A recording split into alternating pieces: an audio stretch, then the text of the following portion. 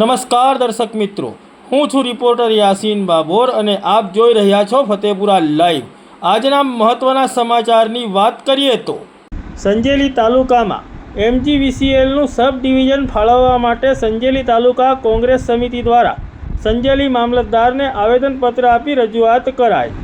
તારીખ 6 માર્ચ 2025ના રોજ સંજેલી તાલુકાના મુખ્ય મથક સંજેલી ખાતે મામલતદાર કચેરીએ સંજેલી તાલુકા કોંગ્રેસ સમિતિ દ્વારા સંજેલી મામલતદારને આવેદનપત્ર આપીને સંજેલી તાલુકામાં MGVCLનું સબ ડિવિઝન ફાળવવા માટે રજૂઆત કરવામાં આવી છે। સંજેલી તાલુકા કોંગ્રેસ સમિતિ દ્વારા આવેદનપત્રમાં રજૂઆત કરતા જણાવવામાં આવ્યું છે કે સંજેલી તાલુકામાં લગભગ 56 ગામડાઓ છે અને 1 લાખની વસ્તી ધરાવે છે અને હાલમાં સંજેલી તાલુકામાં 17,000 જેટલા વીજ ગ્રાહકો છે અને લગભગ 7 જેટલા વીજ ફીડરો કાર્યરત છે। સંજેલી તાલુકો બન્યાને ઘણો સમય વીત્યો છતાં અહીં સબસ્ટેશન ન હોવાથી જનતાને પારાવાર મુશ્કેલીઓ વેઠવી પડે છે।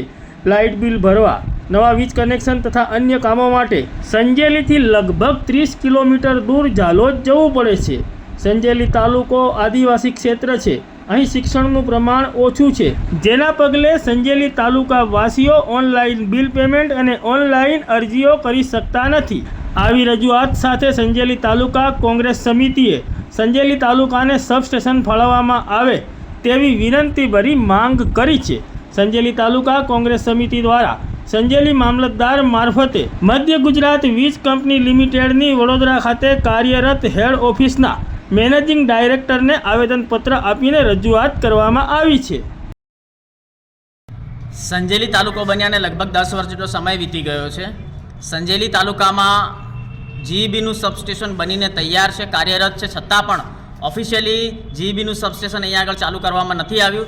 સંજેલી તાલુકાની લગભગ 1 લાખ જેટલી જનતા છે, 17,000 જેટલા GEBના કનેક્શન ધારકો છે। હવે આ લોકોને લાઇટ બિલ ભરવા માટે અહીંયાથી 30 કિલોમીટર દૂર જેટલા ઝાલોદ જવું પડે છે।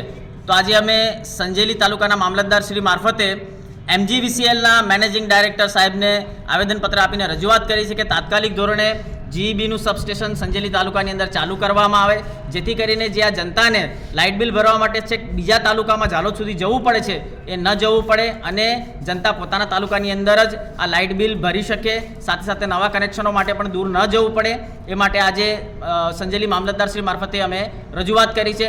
જાણવા મળ્યું છે ક્યાંક આ સબસ્ટેશન કોઈક કહે છે કે સિંગવડ લઈ જવા માટેની તૈયારી દર્શાવવામાં આવી રહી છે, ક્યાંક એવું જાણવા મળે છે કે સુખસર લઈ જવાની તૈયારી દર્શાવવામાં આવી છે।